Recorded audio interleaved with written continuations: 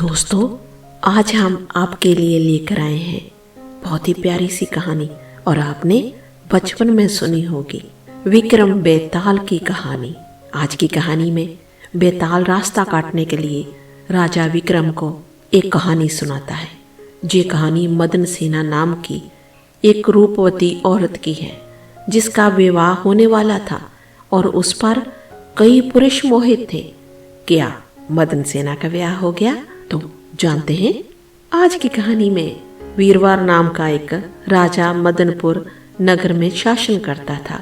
उसके ही राज्य में हिरण्यदत्त नाम का एक व्यापारी था। व्यापारी की एक रूपवती कन्या थी जिसका नाम मदन सेना था।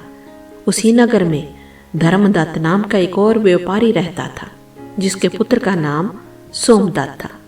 एक दिन सोमदत्त अपने मित्रों के साथ नगर के बाग में विचर रहा था। उसी समय मदन सेना अपनी सखियों के साथ बाग में आई।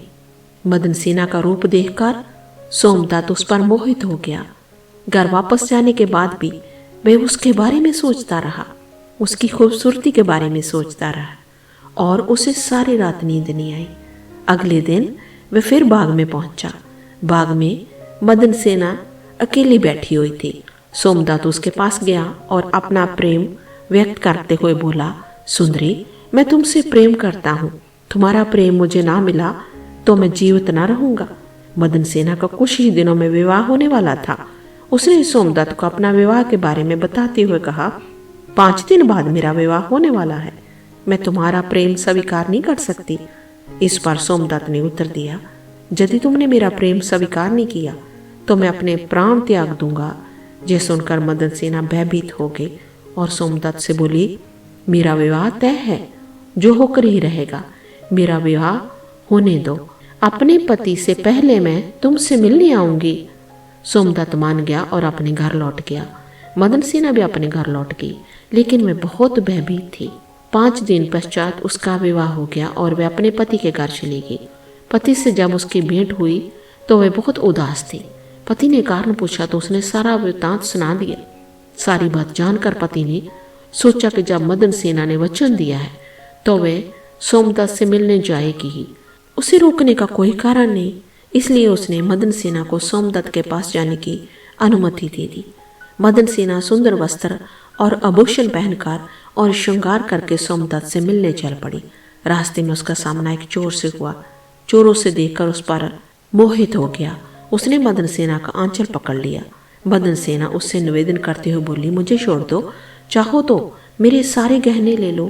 चोर ने उससे कहा कि वह उस पर मोहित है, उससे प्रेम करने लगा है। मदन सेना ने उसे सारी स्थिति बता दी और बोली, अभी मेरा सोमदत्त से मिलने जाना आवश्यक है। उससे मिलकर मैं तुम्हारे पास आऊंगी। चोर ने उसे जाने दिया। मदन सेना सोमदत्त के पास चली गई। सोमदत्त उसे देखकर बहुत खुश हुआ। वह यह बात जानने के लिए उत्सुक था कि वह उसके पति से बचकर उसे मिलने कैसे आ गई। उसने मदन सेना से पूछा, तुम अपने पति से बचकर कैसे आ गई? मदन सेना ने सारी बात बता दी। सब कुछ जानकर सोमदत्त मदन सेना के पति से बहुत प्रभावित हुआ और उसने मदन सेना को पति के पास वापस जाने को कहा। मदन सेना वापस जाने लगी। रास्ते में उसे वही चोर मिला। चोर को भी उसने सारी बात बता दी। चोर भी सारी बात जानकर बहुत प्रभावित हुआ और स्वयं उसे उसके घर तक छोड़ आया। इस प्रकार मदन सेना सोमदत्त और चोर से बचकर वापस अपने पति के पास आ गई और सुखी सुखी अपने पति के साथ जीवन व्यतीत करने लगी। कहानी सुनाकर बेताल ने राजा विक्रम से पूछा, राजन, मदन सेना के पति धर्मदत्त और चोर में से कौन अधिक त्यागी है? यदि तुम जानते हुए भी उत्तर नहीं दिया, तुम्हारे सिर के टुकड़े टुकड़े हो जाएंगे। राजा विक्रम बोला, सबसे अधिक त्यागी चोर है। मदन सेना के पति ने उसे अवश्य जाने दिया, किंतु यह जानकर कि मदन सेना का दूसरे पुरुष के प्रति रुझान है, वह उसे अवश्य त्याग देता। सोमदत्त का हृदय प्रवृत्त हो गया और वह भयभीत हो गया, कहीं मदन सेना का पति राजा से शिकायत कर उसे दंड ना दिला दे। किंतु चोर का किसी को भी पता नहीं था, उसे किसी बात का भय भी नहीं था, फिर भी उसने मदन सेना को छोड़ दिया। इसलिए सबसे अधिक त्यागी चोर है। विक्रम का उत्तर सुनकर बेताल ने कहा, सही कहा राजन, लेकिन तुम बोले और मैं चला। बेताल विक्रम के कंधे से उड़ गया और शमशान में जाकर उसी पेड़ पर जा लटका। सो दोस्तों, विक्रम बेताल की ये कहानी आपको कैसी लगी कमेंट बॉक्स में कमेंट करके जरूर बताएं। और यदि आप चाहते हैं कि मैं विक्रम बेताल की और कहानियां लेकर आऊं तो कमेंट करके मुझे जरूर बताना और चैनल को प्लीज सब्सक्राइब जरूर करें। मिलते हैं एक नई वीडियो के साथ। धन्यवाद।